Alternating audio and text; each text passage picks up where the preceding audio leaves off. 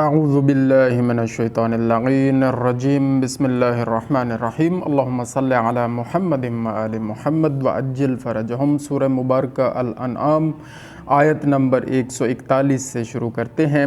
وَهُوَ الَّذِي أَنشَأَ جَنَّاتٍ مَعْرُوشَاتٍ وَغَيْرَ مَعْرُوشَاتٍ وَالنَّخْلَ وَالزَّرْعَ مُخْتَلِفًا أُكُلُهُ وَالزَّيْتُونَ وَالرُّمَّانَ مُتَشَابِهًا وَغَيْرَ مُتَشَابِهٍ كُلُوا مِنْ ثَمَرِهِ إِذَا أَثْمَرَ وَآتُوا حَقَّهُ يَوْمَ حَصَادِهِ وَلَا تُسْرِفُوا إِنَّهُ لَا يُحِبُّ الْمُسْرِفِينَ۔ اور وہی ہے جس نے پیدا کیے باغ، کچھ زمین پر چھائے ہوئے اور کچھ بے چھائے یعنی کچھ بغیر پھیلے ہوئے، اور کھجور اور کھیتی جس میں رنگ رنگ کے کھانے، اور زیتون اور انار کسی بات میں ملتے اور کسی میں الگ۔ کھاؤ اس کا پھل جب پھل لائے، اور اس کا حق دو جس دن کٹے، اور بے جا نہ خرچو، بے شک بے جا خرچنے والے اسے پسند نہیں، یعنی فضول خرچی نہ کرو۔ اللہ تعالیٰ نے اسراف کرنے سے قرآن مجید میں منع فرمایا ہے۔ وَلَا تُسْرِفُوا، اور اسراف نہ کرو یعنی بے جا خرچ نہ کرو۔ إِنَّهُ لَا يُحِبُّ الْمُسْرِفِينَ، اور بے شک بے جا خرچنے والے اسے پسند نہیں۔ وَمِنَ الْأَنْعَامِ حَمُولَةً وَفَرْشًا كُلُوا مِمَّا رَزَقَكُمُ اللَّهُ وَلَا تَتَّبِعُوا خُطُوَاتِ الشَّيْطَانِ إِنَّهُ لَكُمْ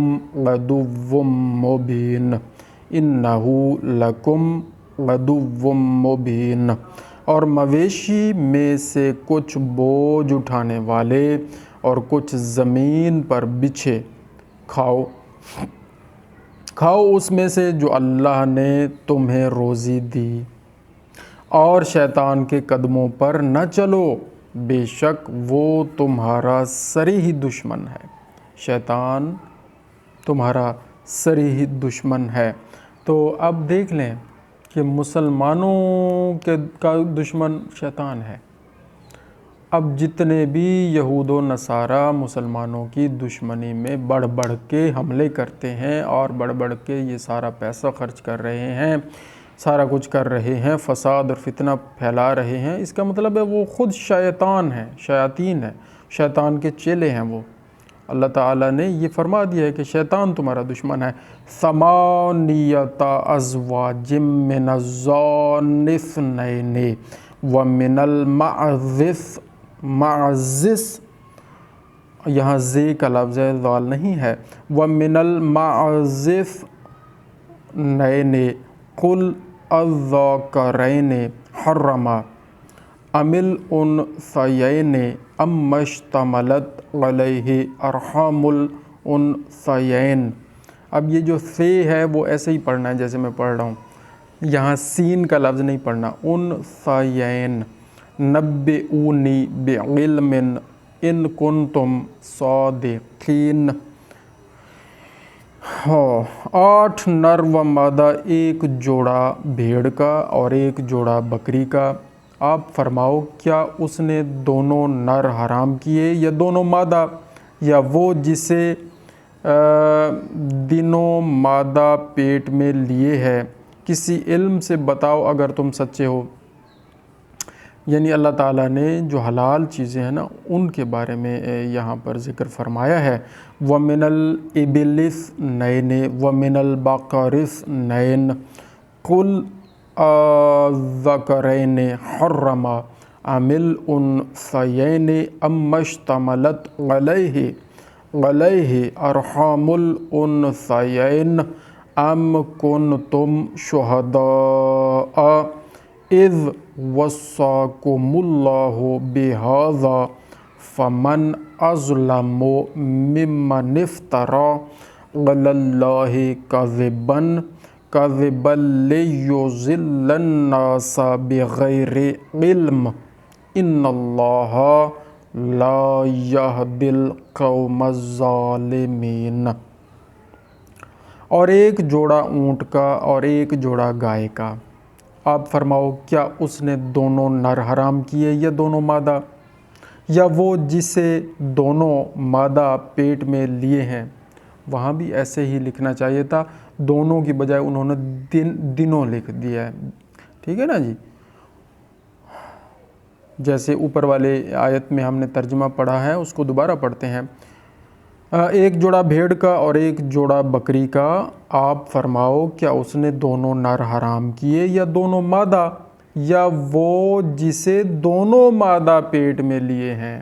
اب یہاں دونوں کی بجائے دنوں لکھا ہوا ہے، تو اس وقت ہم غلط پڑھ گئے، اللہ تعالیٰ ہمیں معاف فرمائے، کیونکہ یہاں لکھا ایسے ہے تو میری کوشش ہوتی ہے جیسے لکھا ہو میں ویسے پڑھ دوں، لیکن جس چیز کی پھر سمجھ آ جاتی ہے ظاہر ہے ہم نے اس کی اصلاح کرنی ہے۔ یا وہ جسے دونوں مادہ پیٹ میں لیے ہیں، کسی علم سے بتاؤ اگر تم سچے ہو۔ اور اب اگلی آیت کا ترجمہ، اور ایک جوڑا اونٹ کا اور ایک جوڑا گائے کا، آپ فرماؤ کیا اس نے دونوں نر حرام کیے یا دونوں مادہ، یا وہ جسے دونوں مادہ پیٹ میں لیے ہیں؟ کیا تم موجود تھے جب اللہ نے تمہیں یہ حکم دیا؟ تو اس سے بڑھ کر ظالم کون ہے جو اللہ پر جھوٹ باندھے کہ لوگوں کو اپنی جہالت سے گمراہ کرے؟ اللہ اکبر، بے شک اللہ ظالموں کو راہ نہیں دکھاتا۔ کیونکہ وہ لوگ کیا کرتے تھے، اپنی مرضی سے حلال اور حرام بنا لیتے تھے، تو اللہ تعالیٰ نے یہ فرمایا کہ بھئی جو چیزیں اللہ نے حلال کی ہیں وہ اللہ نے حلال کر دی ہیں، وہ حلال ہیں، ٹھیک ہے نا جی۔ تو اس بارے میں یہ ساری آیات مبارکہ ہیں، تفسیر ہم جب پڑھیں گے تو پھر ہر آیت کھل کھل کے سامنے آتی ہے، اور اس کا سارا سیاق و سباق جب ہمیں پتہ چلتا ہے تو پھر مزید چیزیں واضح ہوتی ہیں۔ یہ تو صرف ایک ترجمہ ہے، اور وہ بھی اتنا با محاورہ نہیں ہے کہ ہم خود بھی سوچ میں پڑ جاتے ہیں کبھی کبھی۔ بہرحال ایک دفعہ یہ ثواب کی نیت سے ہم پڑھ رہے ہیں، انشاءاللہ ایک سلسلہ ہم شروع کریں گے جس میں ترجمہ پورا با محاورہ ہوگا اور صاف ستھرا صحیح اردو میں ہوگا انشاءاللہ۔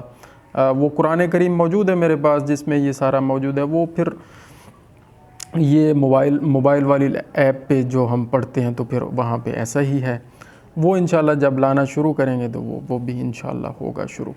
قُل لَا أَجِدُ فِي مَا أُوحِيَ إِلَيَّ مُحَرَّمًا عَلَىٰ طَاعِمٍ يَطْعَمُهُ إِلَّا أَن يَكُونَ مَيْتَةً أَوْ دَمًا مَّسْفُوحًا أَوْ لَحْمَ خِنزِيرٍ فَإِنَّهُ رِجْسٌ أَوْ فِسْقٌ أُحِلَّ لِغَيْرِ اللَّهِ بِهِ فَمَنِ اضْطُرَّ غَيْرَ باغٍ وَلَا عَادٍ فَإِنَّ رَبَّكَ غَفُورٌ رَّحِيمٌ۔ غَيْرَ بَاغٍ وَلَا عَادٍ فَإِنَّ رَبَّكَ غَفُورٌ رَّحِيمٌ۔ اب فرماؤ میں نہیں پاتا اس میں جو میری طرف وحی ہوئی کسی کھانے والے پر کوئی کھانا حرام۔ آپ فرماؤ میں نہیں پاتا اس میں جو میری طرف وحی ہوئی کسی کھانے والے پر کوئی کھانا حرام، مگر یہ کہ مردار ہو، یعنی صرف مردار کو اللہ نے حرام کیا ہے۔ اور آگے بھی ہے ذکر، مگر یہ کہ مردار ہو یا رگوں کا بہنا خون یا بد جانور کا گوشت، وہ نجاست ہے، یا وہ بے حکمی کا جانور جس کے ذبح میں غیر خدا کا نام پکارا گیا ہو، یعنی ذبح کرتے وقت اللہ کا نام نہ لیا گیا ہو اور کسی اور کا نام لیا گیا ہو نعوذ باللہ، تو پھر وہ حرام ہے۔ تو جو ناچار ہوا نہ یوں کہ آپ خواہش کرے اور نہ یوں کہ ضرورت سے بڑھے تو بے شک اللہ بخشنے والا مہربان ہے۔ یعنی اگر کوئی ناچار مجبور ہو گیا ہے اور کہیں ایسی جگہ پھنس گیا ہے، کوئی جنگل ہے، کوئی صحرا ہے، اور جیسے چولستان ہے ہمارا یہاں ڈیزرٹ ایریا ہے، اور آدمی دور دراز جب کوئی مسافر نکل جائے اور نہ اس کو پانی ملے نہ کھانا ملے، تو پھر اگر اس کو وہ مرنے کے قریب ہو اور کوئی ایسی چیز مل جائے جو حلال نہیں ہے، تو پھر اللہ تعالیٰ نے حکم دیا ہے کہ آپ اپنی خواہش نہیں ہے اس کی، آپ خواہش نہ کریں، اور نہ یوں کہ ضرورت سے بڑھے، اور جتنی ضرورت ہے کہ بچ جائے گی اس کی جان وہ کھا یا پی کے، تو بس اتنا وہ اپنی جان بچا لے، اس سے زیادہ نہ بڑھے۔ تو پھر کیا فرمایا؟ تو بے شک اللہ بخشنے والا مہربان ہے۔ یعنی اللہ تعالیٰ کتنا کریم ہے اور مہربان ہے اپنے بندوں پر، کہ راستے دے دیے ہیں کہ اپنی جان کو بچانے کے لیے بھی اللہ تعالیٰ نے اجازت دے دی ہے۔ وَعَلَى الَّذِينَ هَادُوا حَرَّمْنَا كُلَّ ذِي ظُفُرٍ وَمِنَ الْبَقَرِ وَالْغَنَمِ حَرَّمْنَا عَلَيْهِمْ شُحُومَهُمَا إِلَّا مَا حَمَلَتْ ظُهُورُهُمَا أَوِ الْحَوَايَا أَوْ مَا اخْتَلَطَ بِعَظْمٍ ذَلِكَ جَزَيْنَاهُمْ بِبَغْيِهِمْ وَإِنَّا لَصَادِقُونَ۔ اور یہودیوں پر ہم نے حرام کیا ہر ناخن والا جانور، یعنی وہ جانور جس کے ناخن ہیں، یہودیوں پر حرام کیے، اللہ نے حرام کیا، اور گائے اور بکری کی چربی یہ یہودیوں پر حرام ہے، ان پر حرام کی، مگر جو ان کی پیٹھ میں لگی ہو، یعنی ریڑھ کی ہڈی والی شاید اس سے مراد ہو، مگر جو ان کی پیٹھ میں لگی ہو یا آنت یا ہڈی سے ملی ہو چربی، ہم نے یہ ان کی سرکشی کا بدلہ دیا، اور بے شک ہم ضرور سچے ہیں، بے شک حق۔ یہ یہودیوں کے لیے اللہ تعالیٰ نے بتا دیا کہ ان کے لیے ہمارے کیا احکامات تھے۔ فَإِن كَذَّبُوكَ فَقُلْ رَبُّكُمْ ذُو رَحْمَةٍ وَاسِعَةٍ وَلَا يُرَدُّ بَأْسُهُ عَنِ الْقَوْمِ الْمُجْرِمِينَ۔ پھر اگر وہ تمہیں جھٹلائیں تو تم فرماؤ کہ تمہارا رب وسیع رحمت والا ہے، اور اس کا عذاب مجرموں پر سے نہیں ٹالا جاتا، اور اس کا عذاب مجرموں پر سے نہیں ٹالا جاتا۔